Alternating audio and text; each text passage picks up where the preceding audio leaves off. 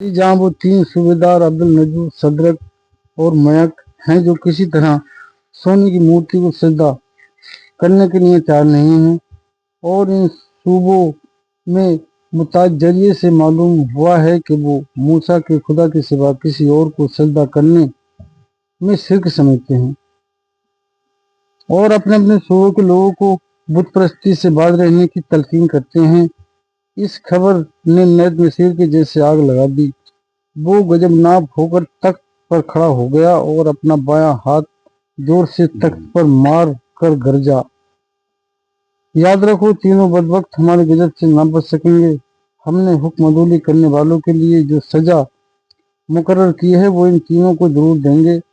ये देखकर मुसाजीन और खुशामदी उठ कर तारीफ करने लगे, और जब बादशाह का गुस्सा कम हुआ तो वो तख्त पर वापस बैठ गया और हुक्म दिया इन तीनों सूबेदारों को हाजिर किया जाए। ये हुक्म मिलते ही शाही हरकारे इन तीनों सूबेदारों की तरफ रवाना हो गए। इधर नैत नसीर ने तीनों को दरबार में तलब किया, उधर हजरत दानियाल ने इन तीनों को पैगाम भेजा।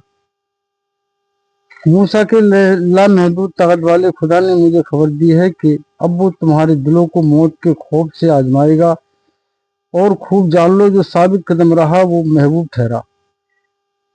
नजत नसीर ने अपने सूबों के तीन मुँह साहबी शरीयत की पाबंदी करने वाले सूबेदारों को दरबार में तलब किया, जो सोने की मूर्ति को सजदा करने हाजिर नहीं हुए थे। वो तीनों सूबेदार थे अब्दुल नजूर, सदरक और मयक। जिस दिन वो दरबार में लाए गए इस दिन दरबार की शान लायक दीप थी, और आज बाबुल भर के मोजिज इन बदनसीबों का अंजाम देखने के लिए जमा हुए थे, और पूरे बाबुल में खबर थी और लोग जोक बजोक उन्हें देखने के लिए जमा हो रहे थे।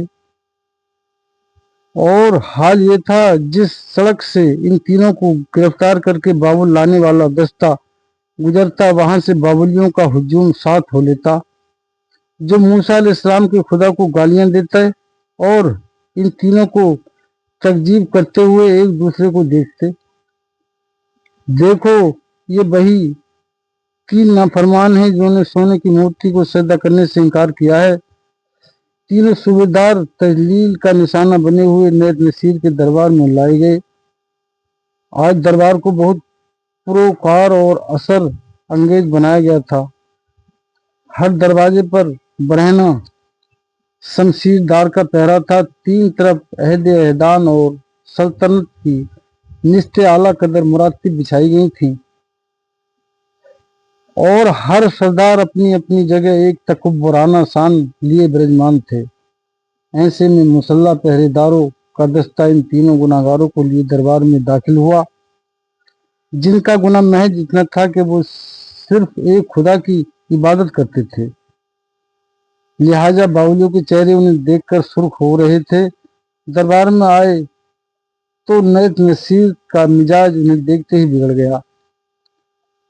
तमाम बाबुल में सिर्फ ये तीन फर्द थे जिन्होंने हुक्म अदूली की थी, और अगर अब कोई हुक्म अदूली करता तो यकीनन इनकी पैरवी करता।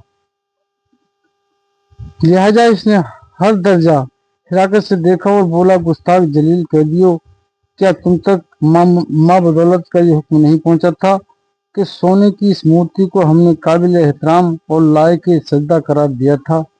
इन तीनों मुद्दइयों पर न खौफ, न हिरासत, न घबराहट, बल्कि वो यूं खड़े थे जैसे नजत नसीर इनका कुछ नहीं बिगाड़ सकता, और वो एक आम इंसान है। इस जज्बे के तहत अब्दुल नजू ने जवाब दिया, ए बादशाह फानी ताकतों को ताकत समझने वाले नादान, सुन, हमने सोने की इस मूर्ति को इसलिए सजदा नहीं किया कि वो मूसा के लामहदूद कुव्वत वाले खुदा के सिवा किसी और को सजदा करना शिर्क है, और हम शिर्क नहीं कर सकते, क्योंकि मूसा के खुदा की नहर में ये बदतरीन गुनाह है।